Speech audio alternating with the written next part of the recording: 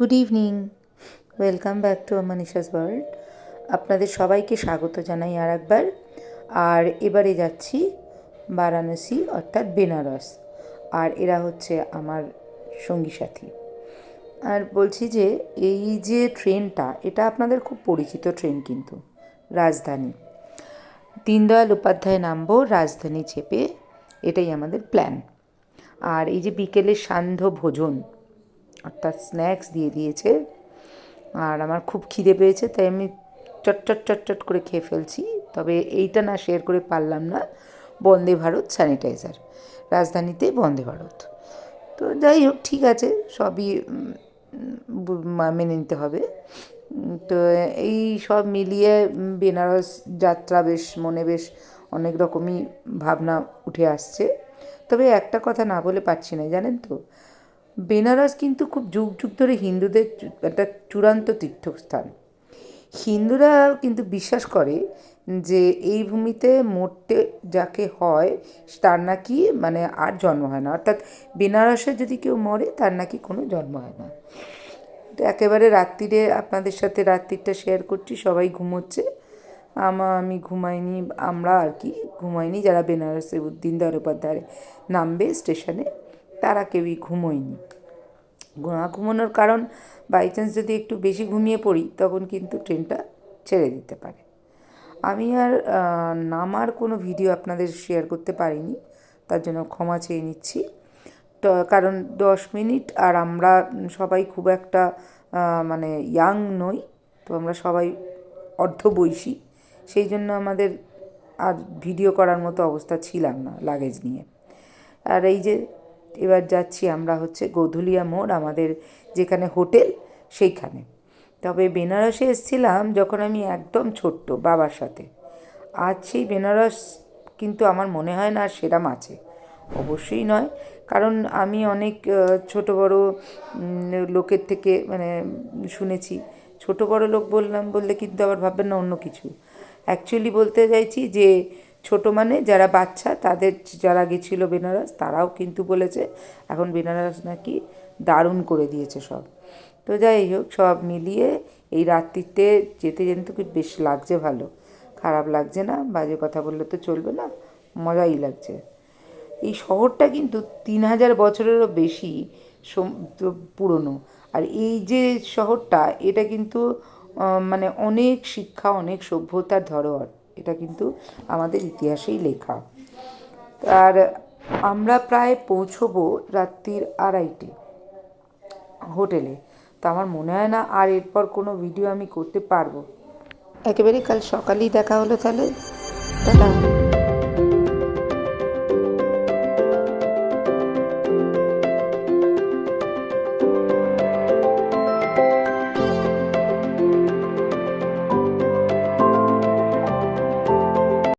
Good morning সবাইকে। চলে এসেছি বাবা বিশ্বনাথের মন্দিরে লাইন দিতে। তবে আমি সবার সাথে আসিনি, বুঝেছেন তো, আমি একলাই চলে এসেছি, কারণ সবার রেস্টের প্রয়োজন, সবাই রেস্ট নিচ্ছে, আমি চলে এসেছিলাম। একটা মজার ঘটনা আপনাদের বলি। এই যে লাইনটা দেখছেন, এটা কিন্তু কমন লাইন, মানে এটা অনলাইনের কোনো ব্যাপার না। অনলাইনে বুকিং করলে 250 টাকা দিয়ে আপনাকে এতটা লাইন দিতে হবে না, তার ভিতরে একটা লাইন আছে। আর একটা জিনিস হচ্ছে, আমি কি করেছি, রাস্তার মধ্যেই একজন আমায় বলল কি জুতো পরে মন্দিরের দিকেও যাওয়া যাবে না। আমি কিন্তু শুধুই মন্দির দেখতে চেয়েছিলাম, আমি কিন্তু আজকে বাবার দর্শন করবো ভাবিনি। তো তিনি বললেন না, এখানে জুতো টুতো সব রেখে যেতে হবে। আমিও রেখে দিয়েছি ভুলে। এইবার আমার হাতে না ফোন, না ব্যাগে অত টাকা, আমি যে টাকা মানে করে তুলতে যাব, তার মানে লাইন থেকে আমার বেরিয়ে গিয়ে এটিএমটা একটু দূরে আছে, সেই মণিকণিকা ঘাটের ওখানে, মানে অনেকটাই আর কি আমাকে মন্দির থেকে বেরিয়ে আমাকে যেতে হবে। আর আমি পথঘাটও চিনি না, আমি অনেক বছর বাদে এই এসছি, তার মানে কি আমার কাছেও অচেনা। তো আপনারা কিন্তু এই ভুলটা করবেন না, ঠিক আছে? আপনাদের যদি বাইরের কোনো দালাল লোক বলে যে রেখে যান বা কিছু, আপনারা কিন্তু একদমই রাখবেন না। তো সেই দিন বাবাকে 4.5 ঘন্টা লাইন দিয়ে আমি দর্শন করেছিলাম। আবার আমি আর একদিন ভোরে চলে এসেছি। তাই ভোরবেলা উঠে আমি যাচ্ছি বাবার মন্দিরে আবার, কারণ এখানে বাবার মন্দিরে যতদিন পারি ততদিনই আমরা থাকবো, অবশ্য 3 দিন, যতটা পারি দেখার চেষ্টা করছি। তবে এখানে একটা সমস্যা হচ্ছে ট্রাফিকের সমস্যা, মারাত্মক যেটা। এখানে ট্রাফিক বলে কিছু নেই, ট্রাফিক আইন নেই, আইন আসলে রাখতে ওনারা পারছেন না, এত ভিড় হয়েছে যে রাস্তাঘাটে কি বলবো, প্রায় সবাই ঠেলাঠেলি উপক্রম করে ফেলেছে। আর এটা তো কম দেখছেন, হালকা, যদি সন্ধেবেলা আর একটু বেলার দিকে হয়ে যাচ্ছে তখনই কিন্তু মানে তিল ধারণের জায়গা নেই, মোটামুটি মারপিটের উপক্রম। তো মন্দির যতটা পারছি আপনাদের সাথে শেয়ার করছি, কারণ মন্দির তো বুঝতেই পারছেন ভেতরে ফোন অ্যালাউ নয়। এই বাইরে থেকে যতটুকুনি আমি চেষ্টা করেছি তুলে আপনাদের সাথে শেয়ার করার, ততটুকুনি শেয়ার করছি। তবে এই বেনারস নিয়ে একটা গল্প আছে, একটা কেন অনেক গল্পই আছে, সেই গল্পগুলোই আপনাদের সাথে এবার আমি শেয়ার করব। তার মধ্যে ছোট্ট একটা গল্প বলবো না, একটুখানি বলি।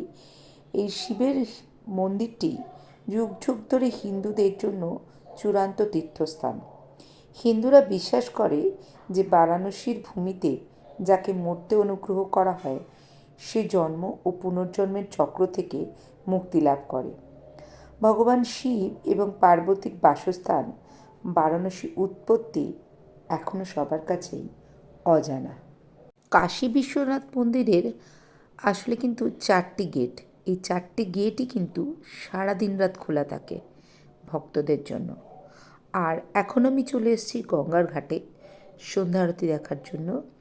গঙ্গার ঘাট থেকে অনেকেই নৌকা চড়ে সন্ধ্যা আরতি দেখে, তো আমিও ভাবলাম যে নৌকা চড়েই একটু সন্ধ্যা আরতি দর্শন করব, আর তার সাথে গঙ্গার ঘাটগুলিও ভ্রমণ করব। কিন্তু আপনারা ভাববেন না আমি গল্প বলা থেকে পিছিয়ে যাব, গল্প আমি বলতেই থাকব। মনে করা হয় বিশ্বনাথের মন্দিরই দ্বাদশ জ্যোতির্লিঙ্গের মধ্যে প্রথম লিঙ্গ। পুরাণে কথিত আছে যে স্বয়ং মহাদেব একবার ব্রহ্মা এবং বিষ্ণুর মধ্যে কলহ থামাতে একটি আলোর শিখায় স্বর্গ, মর্ত্য এবং পৃথিবীকে বিদ্ধ করেছিলেন। সেই আলোর শিখা থেকেই এই জ্যোতির্লিঙ্গের সৃষ্টি।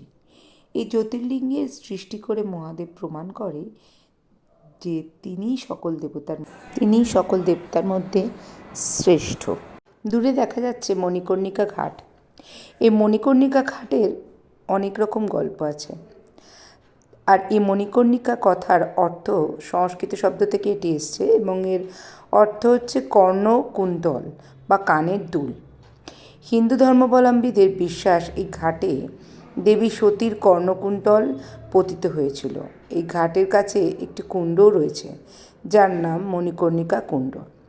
এই কুণ্ডকে ভগবান বিষ্ণু তার চক্র দিয়ে খনন করেছিলেন। এই কুণ্ডে স্নানের সময় পার্বতীর কানের দুল পড়ে যায়, সেই থেকে এর নাম হয় মণিকর্ণিকা। এই ঘাটে আদি শঙ্করাচার্যকে চণ্ডাল রূপে ছদ্মবেশী শিব দেখা দেন ও অদ্বৈত তত্ত্ব বোঝান।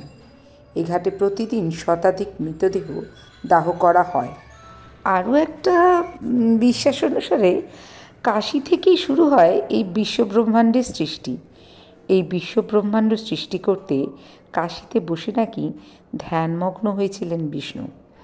তার ধ্যানে আবির্ভূত হয়ে কীভাবে বিশ্বকে সৃষ্টি করতে হবে এবং পরিচালনা করতে হবে তার কয়েকটি উপদেশ দেন মহাদেব।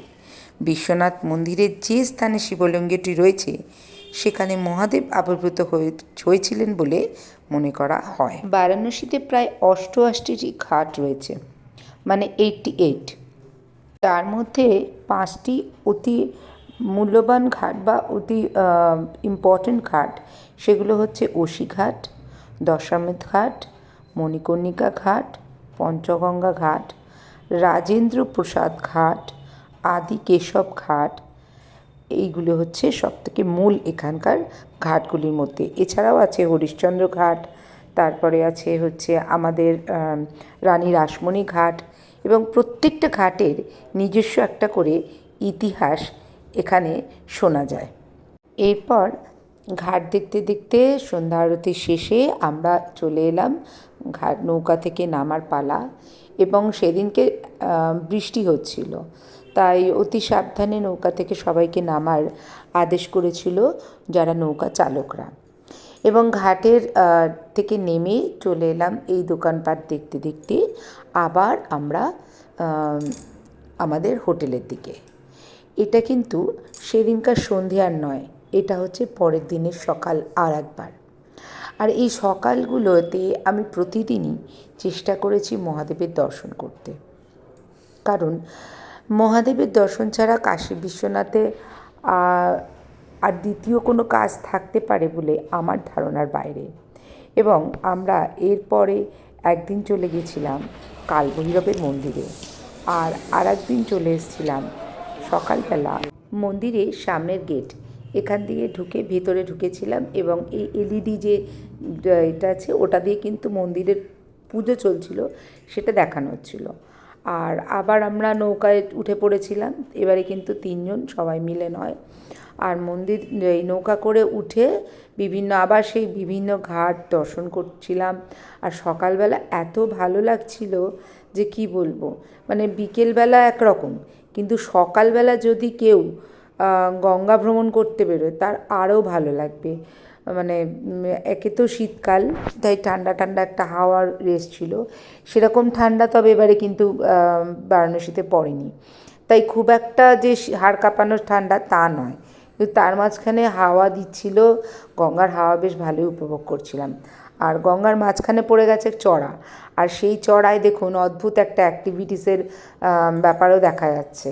কিছু উট নিয়ে, তারপর কিছু ঘোড়া নিয়ে এখানে অনেকেই ব্যবসা করছে, এবং এই যে যারা নৌকা করে আমাদের নিয়ে যাচ্ছে তারা ওইখানে গিয়ে নৌকাটাকে নোঙর বাঁধছে, এবং তারপরে বলে দিচ্ছে যদি আপনারা কেউ চান করতে চান এখানে চান করতে পারেন, এবং কেউ যদি চায় তো অ্যাক্টিভিটিস করতে পারে, চা খেতে পারে। কিন্তু আনফর্চুনেটলি আমাদের হাতে টাইম খুব ছিল কম, এরপরে আমাদের বেরোনো ছিল, মানে সারনাথের দিকে একটু যাব, তারপর আরও কী সব মন্দির আছে সেই মন্দিরগুলো দর্শন ছিল, তাই আর আমরা মানে আজকে আর এই ঘাট এনজয় করতে বা আমরা আর এই চড়া এনজয় করতে পারিনি। দূর থেকেই এই উটেদের দেখেছি, আর আপনাদেরও এই দূর থেকেই দেখানোর চেষ্টা করছি।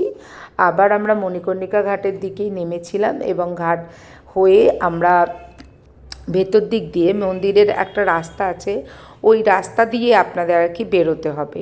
তো যাই হোক, সেই রাস্তা দিয়ে আমরা 3 জনে মিলে বেরিয়ে পড়েছিলাম। এই যে আবার এই বাইরের জায়গাটা দিয়ে আমরা আর কি, এই যে এলইডির জায়গাটা যেটা বলছিলাম তখন, এই এলইডি জায়গা দিয়ে এই স্ক্রিনটা আছে, স্ক্রিনটা দিয়ে দেখা যায় ঠাকুরের আরতি। এই আরতিটা আমরা আর কি আরেকবার দেখার জন্য দাঁড়িয়ে পড়েছিলাম। ভোর রাত্রিরে যেহেতু গেছিলাম অনেকটা হাতে সময় ছিল, এবং মন্দির প্রাঙ্গণটাও অনেক ফাঁকা ছিল, তাই জন্যে আমরা অনেকক্ষণ ধরে এটা উপভোগ করতে পেরেছিলাম।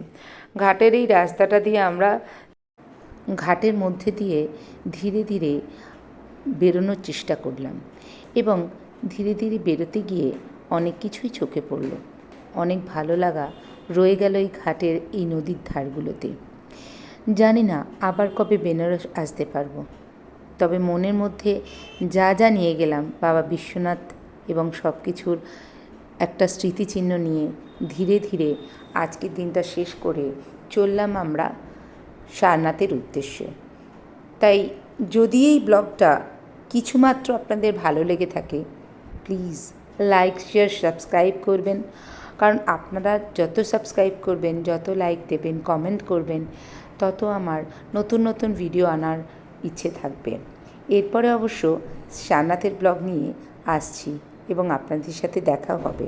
টাটা।